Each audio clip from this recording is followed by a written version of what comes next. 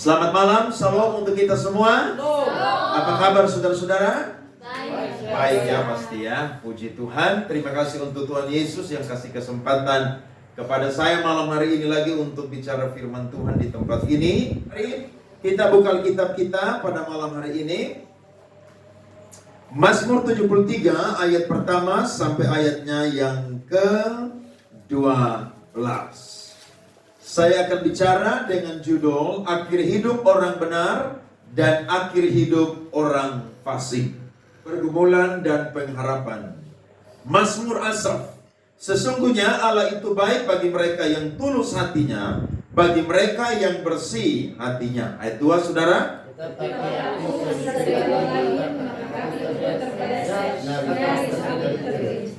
Sebab aku cemburu kepada pembual-pembual kalau aku melihat kemujuran orang-orang fasik. Sebab kesakitan tidak ada pada mereka, sehat dan hidup tubuh mereka. Mereka tidak mengalami kesusahan manusia dan mereka tidak kena tulah seperti orang lain. Sebab itu mereka berkorban di kecelakaan dan kepercayaan kekerasan. Karena kegemukan, kesalahan mereka menyolong. Hati mereka meluap-luap dengan sangkaan. Mereka menyindir dan menyangka-nyangkai dengan jahatnya. Hal pemerasan dibicarakan mereka dengan gigih hati. Mereka membuka mulut melawan langit dan lidah mereka membual di bumi. Sebab itu orang-orang berbalik kepada mereka, mendapatkan mereka seperti air yang berlimpah-limpah. Dan mereka berkata, bagaimana Allah tahu hal itu? Adakah pengetahuan pada yang maha tinggi? Sama-sama, sesungguhnya itulah orang-orang fasik. Mereka menambah harta benda dan senang selamanya. Amin untuk pembacaan firman Tuhan ini. Mazmur ini ditulis oleh salah seorang pelayan Tuhan yang bernama Asaf. Asaf ini adalah imam yang berasal dari keturunan Lewi, di mana Lewi itu memiliki anak-anak, dan Asaf ini punya orang tua atau nenek moyangnya bernama itu saudara Gerson. Nah, dia ini adalah pelayan Tuhan yang benar-benar luar biasa karena pada zaman Raja Daud, dia ini dipercaya oleh Raja Daud untuk menjadi salah satu pemimpin paduan suara. Dia pun juga ketika tabut perjanjian itu dipindahkan masuk ke Israel saudara, dia ini dipercaya untuk menjadi penyanyi utama ketika mengiring tabut perjanjian. Bahkan yang ketiga adalah keluarga daripada Asaf ini menjadi penyanyi atau kelompok paduan suara yang terus dipercaya untuk memuji Tuhan ketika bangsa Israel itu pulang dari pembuangan. Jadi kesimpulannya adalah Asaf ini adalah orang yang senantiasa beribadah. Asaf ini dan keturunannya adalah generasi atau keluarga yang setia melayani Tuhan. Asaf dan keturunannya adalah keluarga yang sungguh-sungguh jadi orang benar atau hidup dalam takut akan Tuhan. Tetapi Asaf ini saudara-saudara pernah tergoda atau pernah hampir terjebak dengan satu keadaan yang dia lihat, yakni keadaan yang dialami oleh orang fasik. Dia berkata di dalam ayat yang kedua, sesungguhnya Allah itu baik bagi mereka yang tulus hatinya, bagi mereka yang bersih hatinya. Tetapi kata tetapi di situ adalah kata yang menunjukkan kontras atau perbandingan. Dia berkata, tetapi aku sedikit lagi maka kakiku terpeleset, nyaris aku tergelincing. Penyebabnya adalah apa saudara? Penyebabnya karena dia cemburu kepada pembual-pembual dan juga kepada kemujuran orang fasik. Nah, kita ini sebagai orang benar, sebagai pengikut Yesus, sebagai pelayan Tuhan, kita ini masih hidup di dunia. Berarti di sekeliling kita Ada orang-orang benar dan juga ada orang-orang fasik. Nah, ini merupakan satu pemandangan yang mungkin dahulu ada, tetapi hari ini pun juga mungkin ada. Betul atau tidak, saudara-saudara? Kita melihat bagaimana asap ini, saudara, menunjukkan apa yang dialami oleh orang-orang fasik. Saudara, kalau melihat kata yang namanya kemujuran di situ, maka kata itu dari bahasa Ibrani adalah shalom. Saudara tahu arti shalom? Damai sejahtera. Jadi orang fasik pun juga, mereka itu kalau kita lihat menurut kacamatanya kita, mereka juga memiliki damai sejahtera. Nah, kita akan lihat saudara-saudara yang pertama ayat 4 dan ayat yang kelima. Alkitab berkata, sebab kesakitan tidak ada pada mereka, sehat dan gemuk tubuh mereka. Saudara pernah lihat orang yang setia beribadah cinta Tuhan, tapi sakit tidak sembuh-sembuh. Sudah berdoa siang malam, cari pendeta, cari tim doa, tetapi penyakitnya tidak sembuh-sembuh. Sedangkan ada orang fasik, saudara, yang Kristen, tetapi tidak pernah ibadah, tidak pernah cari Tuhan, dia sehat terus.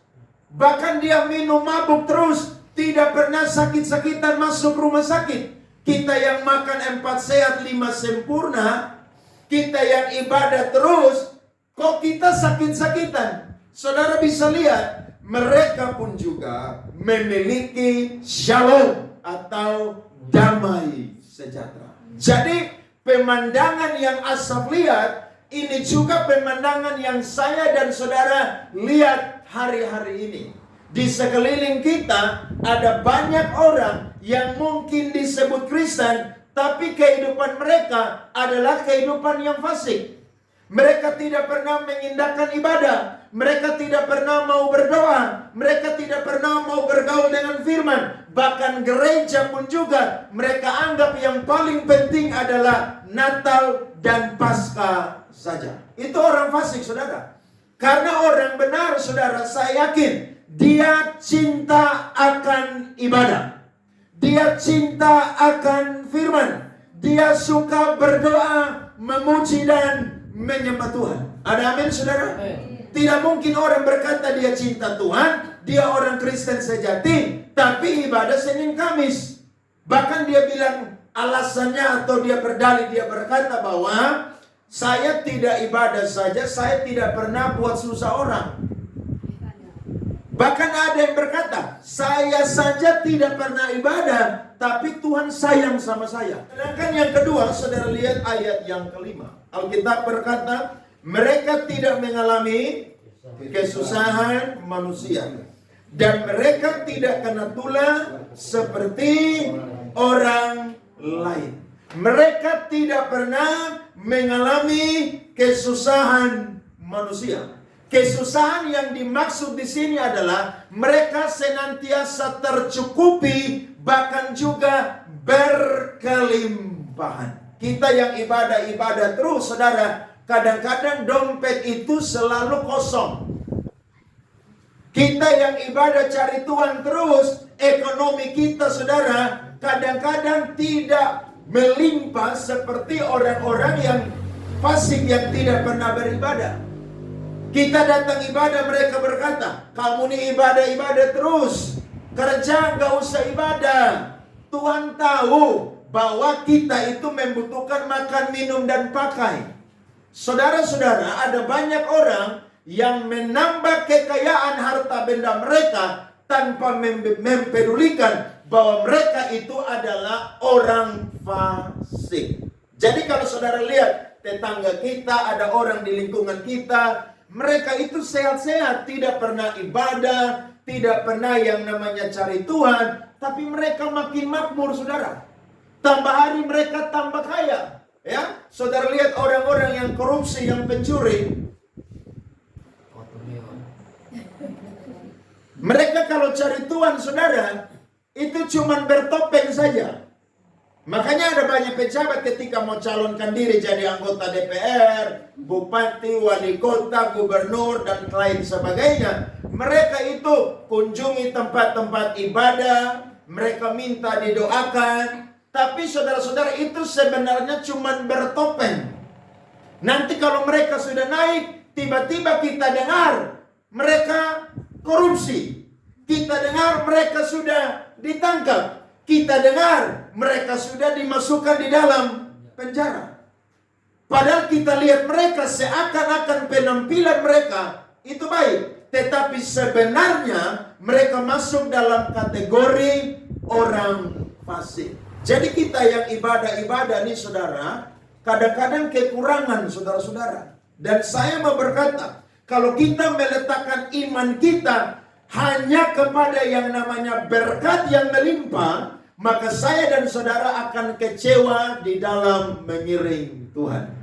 Ada satu teologi yang muncul di kalangan Pentakosta karismatik.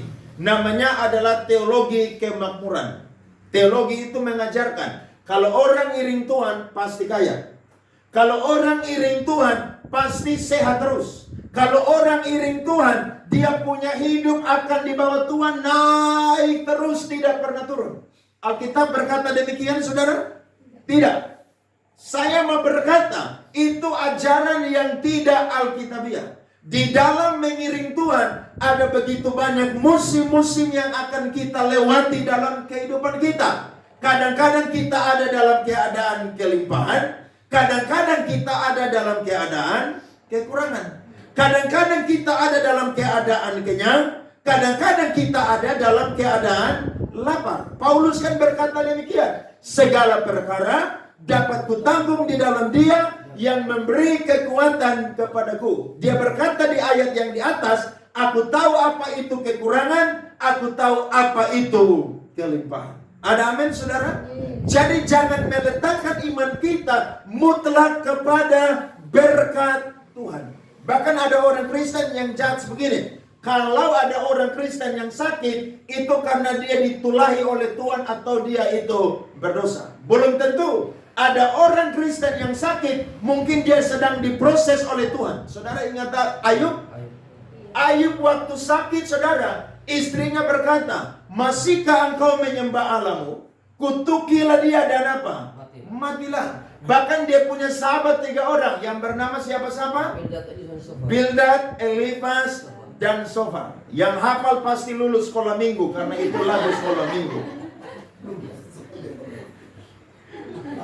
Serius. Mereka lihat Ayub saudara, mereka menghakimi Ayub. Mereka berkata bahwa engkau harus minta ampun kepada Tuhan. Sampai-sampai saudara, Ayub pun juga berkata, kenapa dia harus lahir dari kandungan ibunya dia. Saudara perhatikan, bahasa-bahasa dunia, kata-kata dunia, argumentasi dunia, kadang-kadang bisa menggoyahkan iman saya dan saudara. Lihat Asaf, dia berkata bahwa hampir-hampir saudara, dia apa saudara? Tergelincir. Atau hampir-hampir saudara, dia jatuh di dalam yang namanya perbuatan orang-orang fasik. Makanya saudara lihat ayat 13 sebentar, dari pasal 73. Alkitab berkata, sia-sia sama sekali aku mempertahankan apa? Hati yang bersih. Dan apa? Membasuh tanganku tanda tak bersalah. Jadi kadang-kadang kita ini sama seperti Asaf yang kita berkata, aduh sudahlah, hidup dalam kebenaran kok masa begini-begini terus.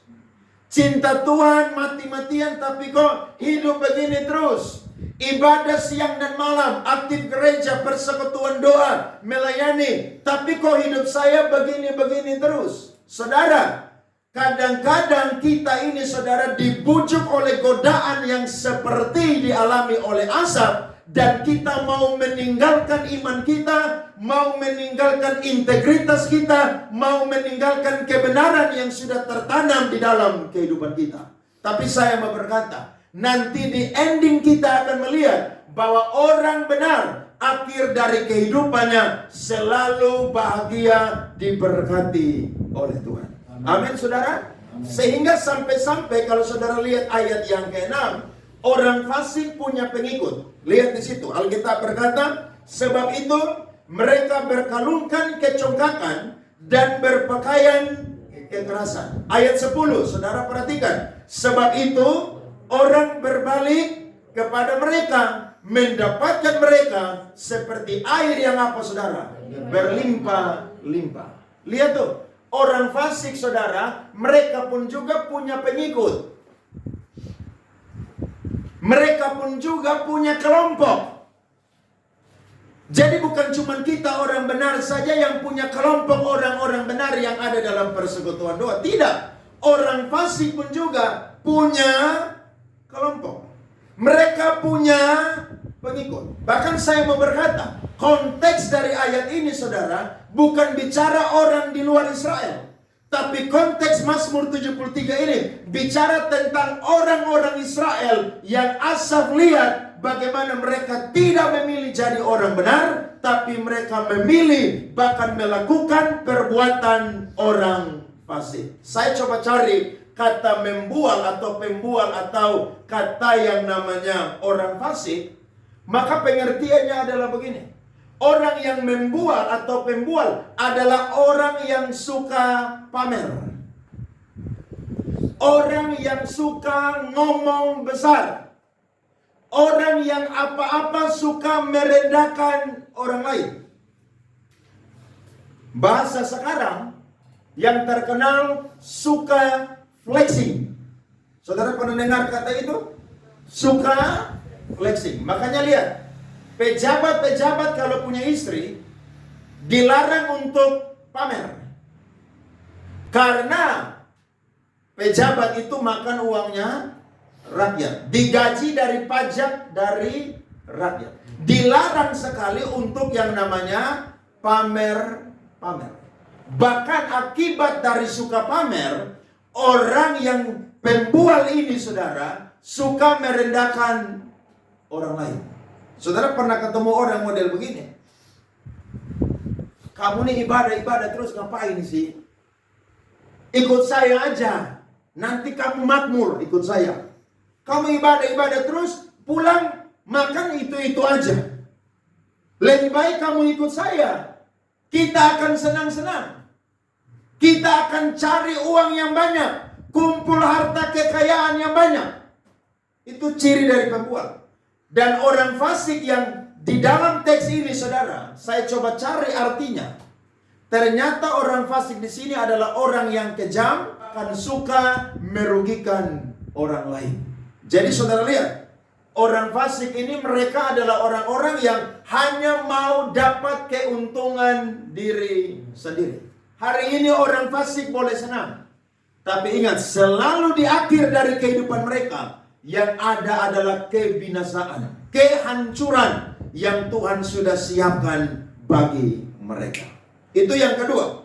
Yang ketiga, saudara perhatikan ayat 7, 8, dan 9. Alkitab berkata, karena kegemukan, kesalahan mereka menyolok. Hati mereka meluap-luap dengan sangkaan. Mereka menyindir dan mengata-ngatai dengan jahatnya. Hal pemerasan. Hal apa, saudara? Pemerasan. Dibicarakan mereka dengan tinggi hati. Ayat 9, mereka membuka mulut melawan siapa? Langit. Dan apa, saudara? Lidah mereka membual di bumi. Sehingga ayat 11 berkata, mereka berkata, bagaimana Allah tahu hal itu? Adakah pengetahuan pada yang maha tinggi? Orang fasik selalu berkata, perbuatan dia tidak dilihat oleh Allah. Bahkan dia berkata, Allah itu siapa? Jadi kalau ada orang, saudara, yang menjalani kehidupan sampai dia berkata bahwa saya bisa menjalani hidupku dengan kekuatanku sendiri, maka dia masuk dalam kategori orang fasik. Ada orang yang berjalan menjalani kehidupan dan dia berkata, dengan kepintaran saya, dengan kecakapan saya bisa mendapatkan uang, kekayaan, harta benda, dan lain sebagainya. Maka dia masuk dalam kategori orang yang fasik. Dari latar belakang ini, kira-kira saya dan saudara tergoda hampir seperti Asaf atau tidak, saudara-saudara?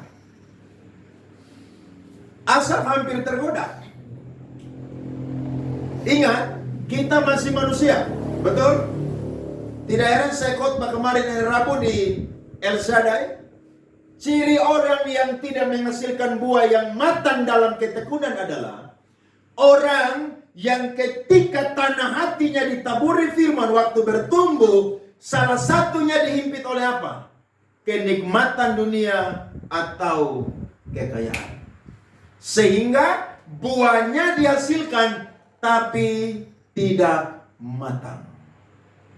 Ada berapa banyak orang Kristen yang tinggalkan Tuhan Yesus hari-hari ini? Asap saudara melihat keadaan orang fasik, hampir-hampir dia pun juga tergelincir. Hampir-hampir dia mau meninggalkan imannya. Hampir-hampir dia mau meninggalkan dunia pelayanan. Kenapa? Karena dia rajin ibadah, setia pelayanan, tapi dia tidak mengalami kemakmuran seperti orang fasik. Dia tidak mengalami keadaan yang sehat seperti orang fasik. Dia tidak mengalami keadaan yang serba berlimpah seperti orang fasik. Nah, ini satu fenomena saudara yang zaman dulu terjadi, hari ini pun juga terjadi. Ada berapa banyak anak-anak muda perempuan yang tinggalkan Tuhan Yesus karena ada pria yang tampan dan kaya tapi bukan Kristen? Ada berapa banyak orang yang kerja di dunia pemerintahan hanya karena ingin dapat jabatan? Bos bilang begini, kalau kamu tinggalkan Yesus, hari ini saya angkat kamu jadi orang nomor 2 di perusahaan ini. Ada berapa banyak orang yang hanya karena ingin kemakmuran, ingin melimpah dalam keadaan yang baik, menjual imannya atau meninggalkan Tuhan Yesus Kristus. Saya mau berkata, kita masih hidup di dunia ini. Dan perjalanan iman kita, saudara, akan terus diuji, akan terus diproses, sampai saya dan saudara masuk dalam lubang kubur. Amin. Jadi jangan kita bilang, saya ini kuat, saya cinta Tuhan. Belum tentu. Ada berapa banyak orang yang dulu hidup biasa-biasa, tapi ketika mulai sukses lihat uang saudara, mata hijau. Tidak ada, Alkitab berkata, kalau orang melihat uang, materi, mamon, tapi matanya gelap, Alkitab berkata, copot dia mata. Ini kita tidak boleh tafsirkan secara literal atau hurufiah. Tetapi tuntutannya adalah, saya dan saudara tidak boleh mengikuti daya tarik dunia ini.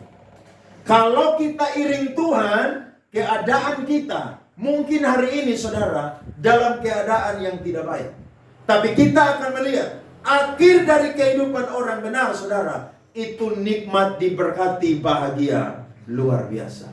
Ada satu kalimat yang saya dengar dari satu pendeta. Dia bilang begini, hidup orang benar itu pasti happy ending. Kalau belum happy, berarti belum ending. Amin saudara. Mungkin hari ini saya dan saudara iring Tuhan, keadaan kita biasa-biasa. Betul?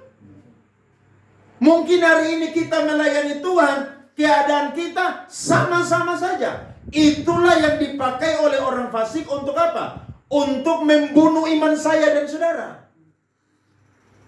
Kita hari Minggu ke gereja, mereka cari uang di pasar.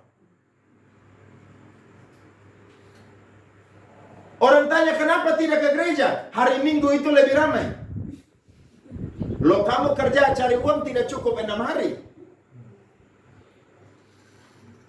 Hari Minggu itu pakai untuk apa? Ibadah. Untuk istirahat. Bahkan Tuhan tetapkan kepada orang Israel, hari Sabat tidak boleh ada yang bekerja. Tidak boleh ada yang keluar kemah. Termasuk binatang-binatang maupun juga budak-budak perempuan dan laki-laki. Bahkan anak-anak mereka istirahat dari segala lelah mereka. Kita orang Kristen hari ini tidak. Semua hari kita pukul rata habis semua. Tidak kenal hari ibadah. Nanti dia sakit baru bikin susah pendeta. Saya udah bilang di saya punya jemaat, Kalau ada yang tidak datang ibadah, sakit, jangan pernah telepon saya untuk pergi doakan. Cari teman-temanmu yang suka nongkrong dengan kamu supaya doakan kamu. Loh, saya tidak pernah takut gereja kosong. Tidak pernah. Kebenaran itu harus diberitakan. Kadang-kadang kita ngomong lembut, tapi kadang-kadang harus kasar juga. Hari Minggu ini kan cuma ibadah 2 jam. Kita cari uang berapa jam? Yang kerja di kantor swasta 8 jam. Yang dagang di pasar berapa jam? Dari pagi sampai malam. Hanya untuk Tuhan 2 jam aja, masa tidak bisa? Saya berkata, itu bukan ciri orang Kristen sejati. Kalau orang Kristen sejati, dia tahu mana yang harus dia berikan kepada kaisar dan mana yang harus dia berikan kepada Tuhan. Amin, saudara? Jadi kerja pagi sampai sore, saudara cari uang, banting tulang, mumpung matahari masih ada. Tapi kalau sudah malam, waktu saudara berikan kepada Tuhan. Datang ibadah, memuji menyembah Tuhan, memberkati Tuhan dengan korban pujian penyembahan. Saudara duduk dengan firman, saudara pulang iman dikuatkan. Saudara cinta Tuhan hari demi hari. Amin, saudara. Jadi kita ini bisa aja tergoda. Bisa. Makanya saya ini selalu jaga hati. Selalu jaga hati. Orang undang saya khotbah di mana, kadang-kadang mereka tanya, Pak Andre habis khotbah kasih amplop berapa? Saya bilang saya bukan pendeta yang cari uang. Kalau saya mau cari uang, saya udah jadi artis lama di Jakarta. Saya anak band, saya ikut model, saya punya manajemen. Bisa. Tapi karena Tuhan panggil saya ke Kupang jadi pendeta, makanya saya mau menggabdi melayani Tuhan. Lu mau kasih PK, saya khotbah. Lu tidak kasih pun juga saya khotbah. Yang penting Injil ini saya sampaikan. Kalau tidak bisa kasih, nanti Tuhan pakai orang lain memberkati saya. Begitu.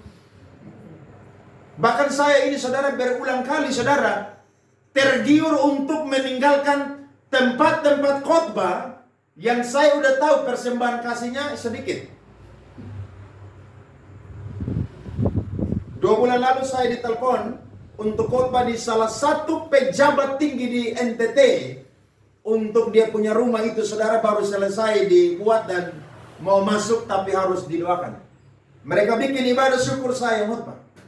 Tapi saya sudah ada jadwal di satu persekutuan doa kecil. Saudara lebih banyak.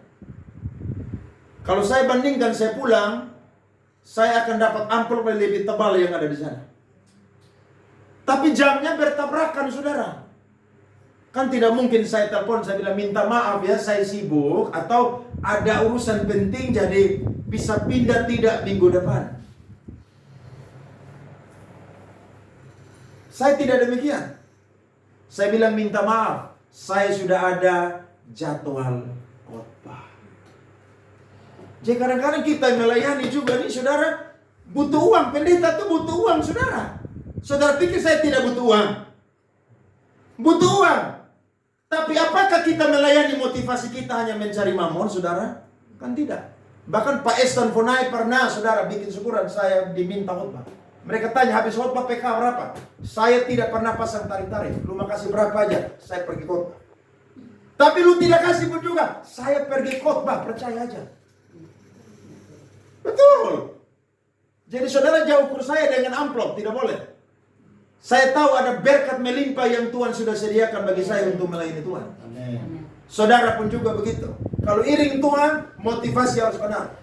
Saudara cari Tuhan hanya karena saudara sadar Tuhan sudah mati bagi saya. Saya tidak bisa balas setiap korban, persembahan kebaikan yang sudah diberikan. Hanya hidup saya yang bisa saya persembahkan kembali kepada Dia. Ada amin saudara? Amin. Jadi kadang-kadang kita ini mau tergiur saudara seperti Asaf. Asaf ini hamba Tuhan. Bukan umat biasa, tapi dia saja saudara masih atau hampir ikut kehidupan daripada orang fasik. Tetapi saudara lihat ayat 14. Kita perhatikan. Ini akhir daripada kehidupannya Asaf. Namun sepanjang hari aku kena tulah dan kena hukum setiap pagi. Seandainya aku berkata, aku mau berkata-kata seperti itu, maka sesungguhnya aku telah berkhianat kepada angkatan anak-anakmu. Lihat tuh, Asaf mau ikut kehidupan orang fasik. Tuhan bilang, lu coba aja. Lu coba berarti lu habis dari saya. Nah, kita orang benar tuh begitu. Kita mau ikut orang fasik, saudara, Tuhan langsung tegur kita. Saudara pernah alami begitu atau tidak? Saya yakin kalau orang benar, orang pilihan, saudara mau ikut kehidupan orang fasik, Tuhan itu langsung intervensi kehidupan kita. Langsung. Tidak bisa. Saya ini pernah dulu, saudara, tahan persepuluhan, tidak mau kasih persepuluhan. Bukan tidak kasih, saya tahan, saudara. Itu yang ada, saudara, bocor sini, bocor sana. Dari situ saya belajar, apa yang menjadi milik Tuhan tidak boleh ditahan, tidak boleh dicuri. Berikan kepada Tuhan. Kita tidak baca Alkitab 1 hari saja, Tuhan langsung tegur kita. Saudara begitu atau tidak? Hati nurani saudara masih berbunyi, alarm saudara masih berbunyi, masih ada bel di sini, saudara. Saudara belum doa 1 hari, kira-kira alarm bunyi atau tidak? Kamu belum berdoa hari ini nih. Tuhan akan ingatkan saya dan saudara. Itu tanda orang benar. Tapi kalau orang fasik, itu airnya udah kotor, alarmnya, baterainya udah karat, saudara, tidak ada bunyi-bunyi lagi. Jadi dia mau doa, tidak doa, mau baca firman, tidak baca firman, mau gereja, tidak gereja. Tuhan tidak pernah berurusan dengan dia. Jangan kita bilang Tuhan jahat, tidak. Tuhan itu maha baik. Sampai hari ini Tuhan pakai cara untuk selamatkan semua umat. Lewat apa? Pemberitaan firman. Tapi orang yang tutup pintu hatinya, dia adalah ciri dari orang fasik yang akan binasa. Nah, Asaf, saudara, dia mau ikut kehidupan orang fasik. Tapi dia berkata, tidak bisa. Dia baru mau mencoba, Tuhan langsung kasih tulang. Tuhan langsung intervensi, saudara. Saya selama iring Tuhan, 1 hari Minggu pun, saya tidak pernah tidak ke gereja. Kecuali sakit, masuk rumah sakit. Tapi sakit, saudara, kalau masih bisa jalan, jalan. Karena bagi saya, kalau hari Minggu saya tidak ke gereja, itu saya berdosa dengan Tuhan. Saya tidak terima berkat firman apa yang dikhotbahkan tadi di gereja. Makanya saudara, hari Minggu pakai khusus untuk Tuhan. Anak-anak muda, kalau ada teman ajak saudara jalan-jalan piknik boleh. Tapi bilang, nanti saya pulang gereja. Saudara jangan coba-coba jalan. Nanti kaki patah. Tiba-tiba celaka, motor tabrak saudara, selesai. Baru-baru saya punya pelayan Tuhan. Habis nikah, jarang ikut doa di gereja. Saya udah mau tegur dia nih, saudara. Paginya, saya doa buat dia. Tahu tidak? Malam langsung ditabrak oleh motor, saudara. Jatuh dari motor, saudara. Keseleo ini semua, bengkak ini semua. Langsung WA saya, minta ampun, minta maaf. Saya bilang begini, tadi pagi saya udah mau telepon kamu, tapi saking sibuk, saya tidak jadi telepon. Tapi itu Tuhan langsung tegur kamu. Kenapa? Karena kamu sudah bernasar mau melayani Tuhan. Sebelum menikah, sampai nikah bahkan punya anak, mau jadi pelayan Tuhan. Lihat tuh, orang benar tuh Tuhan langsung tegur kita, saudara. Langsung. Kalau orang fasik Tuhan kasih tinggal. Sama seperti anak kecil main layangan. Saudara tahu layang-layang? Itu semakin dilepas talinya semakin jauh.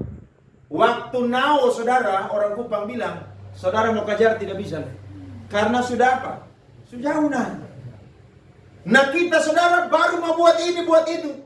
Langsung Tuhan intervensi. Itu harus bersyukur. Karena kita berkata, barang siapa ku kasih, ia ku hajar dan ku tegur. Dulu waktu saya kuliah teologi di Bandung, dosen saya berkata, Alkitab ini bukan cuma pakai ajar, tapi untuk hajar kalian juga. Jadi kalau ada yang salah, dosen bukan tampar pakai tangan, tampar pakai Alkitab. Wih, kita semua paling takut, saudara. Jadi kalau dia udah masuk, kita tidak boleh terlambat. PR tugas harus kerja. Kalau tidak, bukan cuma pakai ajar. Pakai apa? Hajar. Tampar pakai Alkitab, saudara. Langsung tobat 7 turunan itu, saudara.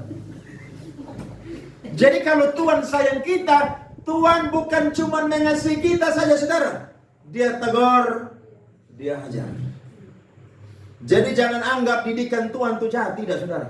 Didikan Tuhan itu membawa kebaikan bagi keselamatan saya dan saudara. Sekarang kita lihat akhir dari kehidupan orang benar. Ayat 17 berkata, sampai aku masuk ke dalam tempat kudus Allah dan memperhatikan kesudahan mereka. dia masuk ke dalam hadirat Allah, dia beribadah, dia tanya Tuhan. Sesungguhnya di tempat-tempat licin kau taruh mereka. Kau jatuhkan mereka sehingga apa saudara? Hancur. Betapa binasa mereka dalam sekejap mata. Lenyap habis oleh karena kedahsyatan. Seperti mimpi pada waktu terbangun ya Tuhan, pada waktu terjaga, rupa mereka kau pandang hina. Itu yang saya bilang tadi. Orang fasik saudara, di depannya bahagia, tapi di akhir kehidupannya saudara, kehancuran, penderitaan, kebinasaan. Jadi kalau saudara lihat seperti yang saya angkat latar belakang tadi, tidak pernah gereja, tidak pernah ibadah, hidup jahat, suka bikin susah orang, ya, tidak pernah baca firman, tidak pernah berdoa. Ingat Tuhan, di depan mereka akan bahagia.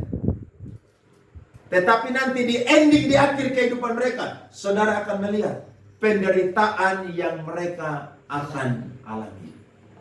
Bahkan Alkitab berkata, orang yang suka pencuri, korupsi, saudara terima suap, di akhir hidup dia akan sakit-sakitan dan mati. Itu Alkitab berkata. Jadi saudara mau pilih yang mana? Jadi orang benar atau orang fasik? Saya berdoa kita semua menjadi orang benar. Hari ini mungkin saya dan saudara ada di bawah, tapi satu saat Tuhan akan bawa saya dan saudara ada di atas. Amin saudara. Mari saudara perhatikan ayatnya yang ke-22. Perhatikan, Alkitab berkata, aku dungu dan tidak mengerti, seperti hewan aku di dekatmu, tetapi aku tetap di dekatmu.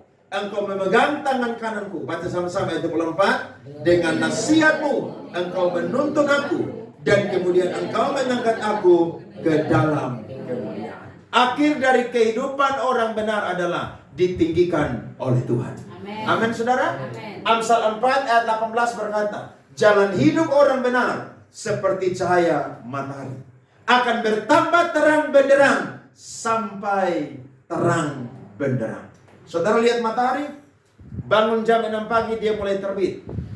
Apakah dia langsung naik di atas posisi kita saudara? Tidak. Dia naik pelan-pelan dulu. Jam 6, jam 7, jam 8, jam 9, jam 10. Dan waktu jam 12 siang, waktu kita lihat ke atas, matahari tepat ada di atas kepala kita. Nah, jalan hidup orang benar juga seperti demikian. Kalau Tuhan angkat kita, saudara, itu perlahan-lahan bertahap. Tidak instan, saudara-saudara. Manusia kan sukanya instan. Makanya ada banyak orang sakit gara-gara apa? Makan yang instan-instan. Mie instan, fast food. Saudara pikir makan makanan yang serba cepat itu sehat? Itu tidak sehat. Itu penyakitan. Tapi kalau kita mau makan yang enak tapi lama, kadang-kadang orang tidak suka. Saya mau berkata, kehidupan kita akan dibawa oleh Tuhan semakin naik dan naik. Tapi itu tidak instan saudara. Perlahan-lahan. Saudara pernah mendaki gunung? Tak usah gunung lain lah. Mendaki dari gereja Kota Kupang mau datang sini. Pernah jalan kaki pulang gereja? Saudara dayung kencang atau pelan? Pelan kan? Tidak ada orang yang naik gunung lari. Orang yang naik gunung pasti jalan pelan-pelan. Supaya diatur dia punya nafas. Supaya tidak cepat capek. Nah kita pun juga begitu. Kalau Tuhan mau bawa kita tuh tahap demi tahap. Saya diundang KKR di Malaysia dan Brunei Darussalam tahun depan. Sedang diatur jadwal saya untuk pergi pelayanan. 1 bulan penuh. Saya akan KKR di Malaysia dan Brunei Darussalam. Saya selalu berdoa. Tuhan pernah janji kepada saya jadi hamba Tuhan dan melayani sampai bangsa-bangsa. Saya yakin waktunya Tuhan tepat bagi saya. Tuhan kalau bawa kita saudara hari demi hari. Kalau Tuhan langsung bawa kita ada di atas, kita sombong saudara. Kita anggap orang lain ini tidak ada apa. Ada berapa banyak pendeta yang anggap remeh pendeta yang lain? Karena sekarang dia di bawah Tuhan ada di posisi yang tidak boleh, saudara. Kita di bawah Tuhan tahap demi tahap. Supaya kita belajar, kalau tanpa Tuhan, saya nol, tidak ada apa-apa. Ada amin? Amin. Jadi orang benar pasti ditinggikan Tuhan. Pasti tidak mungkin, saudara, tidak mungkin. Kalau saudara yang orang tua, mungkin saudara sampai tua, saudara tidak jadi apa-apa. Tapi lihat, anak-anakmu akan diangkat oleh Tuhan. Diberkati oleh Tuhan. Tuhan punya cara tuh banyak, saudara. Makanya cinta Tuhan tuh mati-matian, habis-habisan. Orang mau bilang so suci, kayak mau naik ke surga hidup-hidup, emangnya masalah buat lu? Saya sakit kan bukan lu yang datang kunjungan dan doakan.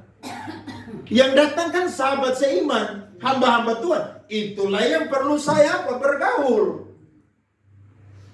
Betul kita punya keluarga secara jasmani. Tapi ingat, kebenaran saudara tidak ada tawar benar, tidak ada kompromi. Yang namanya kebenaran tetaplah kebenaran. Jadi orang benar, jadi garam dan terang dunia. Tampil beda. Supaya saya dan saudara lihat di akhir kehidupan kita, saya dan saudara ditinggikan oleh Tuhan. Amin, saudara. Adik-adik muda nih, saudara kuliah, melayani Tuhan, bayar harga dengan Tuhan, bayar. Nanti satu saat saudara lihat Tuhan angkat saudara punya masa depan indah penuh harapan. Saudara berdiri, saudara bersaksi. 10-20 tahun yang lalu saya melayani Tuhan. Saya berdiri iring Tuhan. Saya tidak pernah punya motivasi apa-apa. Saya hanya mau menyenangkan Tuhan. Hari ini saya bersyukur Tuhan kasih masa depan yang terbaik buat saya. Amin. Sehingga apa? Orang tua-tua, saudara bisa angkat kepala orang tua. Bisa lihat dengan tegak masa depan saya dan saudara penuh dengan harapan. Itu yang pertama. Yang kedua, saudara dan saya perhatikan di ayatnya yang ke-25 sampai 28. Siapa gerangan ada padaku di sorga selain engkau. Selain engkau tidak ada yang kuingini di bumi. Sekalipun dagingku dan hatiku habis lenyap, gunung batuku dan bagianku tetaplah Allah selama-lamanya. Sebab sesungguhnya siapa yang jauh daripadamu akan apa? Binasa. Kau binasakan semua orang yang bersinah dengan meninggalkan engkau. 28 sama-sama. Tetapi aku suka dekat pada Allah. Aku menaruh tempat perlindunganku pada Tuhan Allah, supaya dapat menceritakan segala pekerjaannya. Yang kedua, akhir dari kehidupan orang benar adalah dia akan diperbaiki oleh Allah untuk menjadi lebih baik lagi. Itu berkat. Jadi kita ini saudara bukan cuma menerima berkat materi atau jasmani, tapi lewat pengalaman-pengalaman dengan Tuhan, saya dan saudara akan dibentuk lebih baik lagi menjadi pengikut Yesus yang berkenan kepadanya. Amin. Jadi berkat salah satunya adalah apa? Karakter kita. Karakter yang berubah itu berkat, saudara. Saudara jangan berpikir karakter itu bukan berkat. Karakter itu berkat loh. Waktu karakter kita berubah, cara pandang kita kepada Tuhan akan berubah. Cara berpikir kita kepada Tuhan akan berubah. Nah, Asaf berkata, dia suka dekat dengan apa, saudara? Allah. Dia berkata di ayat sebelumnya, kalau saya dan saudara lihat ayat 22 tadi, dia berkata, dia suka, saudara, mau tetap ada di dekat Tuhan. Dan ayat 28 dia ulang lagi, dia suka dekat dengan Allah. Jadi kita akan diperbaiki ketika waktu kita masuk di hadirat Tuhan. Tuhan akan buka cakrawala berpikir kita supaya kita melihat bahwa berkat Tuhan itu adalah pertobatan, perubahan soal karakter saya dan saudara. Dulu saudara cerewet, sekarang saudara jadi orang yang kalau bicara tahu kapan bicaranya. Itu berkat loh. Saudara ingat firman Tuhan berkata berulang-ulang dalam Amsal. Perempuan yang cerewet itu seperti air hujan yang terus menetes dari apa? Tiris rumah. Bahkan Alkitab berkata, seorang pria lebih baik tinggal di loteng atau sudut soto rumah daripada tinggal serumah dengan perempuan yang apa?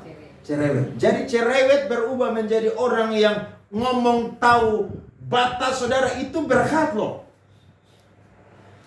Yakobus bilang, semua binatang di dunia ini sudah dijinakan.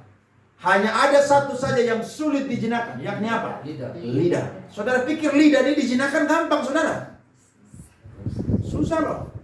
Saudara yang dulu tukang caci maki orang, sekarang kira gampang. Tahan mulut untuk tidak mau caci maki orang, itu sulit minta ampun.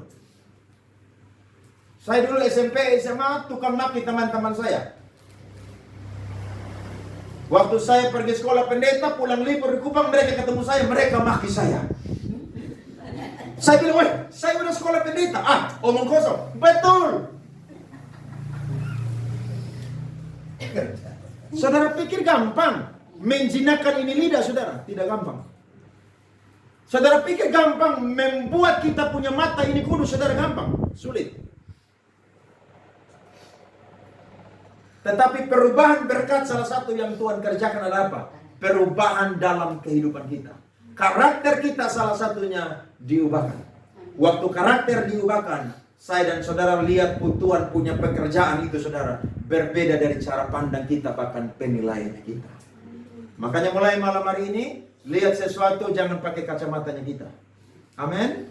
Pikir sesuatu jangan pakai pikirannya kita. Kalau mau menimbang segala sesuatu jangan pakai hati kita, tapi minta hatinya Tuhan.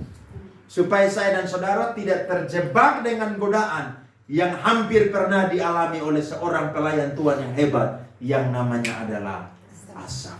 Kalau tidak, hari ini kita melayani Tuhan, bulan depan kita supindah agama.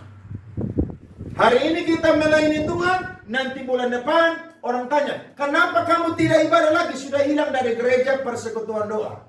Saudara berkata, saya kecewa dengan Tuhan. Lebih baik saya cari uang sebanyak mungkin. Karena saya melayani Tuhan, keadaan ekonomi saya sama-sama aja. Loh, saya mau berkata, hidup orang benar, nanti kita akan lihat di akhir atau endingnya. Tuhan selalu bekerja tahap demi tahap. Yesus pernah kasih satu perumpamaan yang menarik. Hidup orang benar, pekerjaan Tuhan, iman saya dan saudara, itu seperti biji sesawi. Biji sesawi adalah biji yang paling kecil di Israel, Timur Tengah. Tapi ketika dia bertumbuh, saudara, dia bukan cuma jadi sayuran, tapi dia jadi pohon yang besar, yang tingginya 3-5 meter. Disitulah burung-burung datang hinggap, bahkan membuat sarang di tempat itu. Amin, saudara? Amin. Jadi kita hidup ini akan dibawa Tuhan terus naik, saudara. Saudara lihat saya mungkin hari ini begini. Saudara lihat nanti 5 tahun, 10 tahun akan berbeda. Saya juga lihat saudara tuh akan berbeda. Amin. Saya lihat yang melayani Tuhan anak-anak muda. Saudara dikerjakan di sini, saudara punya karir bagus, diberkati oleh Tuhan, dapat jodoh yang terbaik. Itu berkat daripada Tuhan.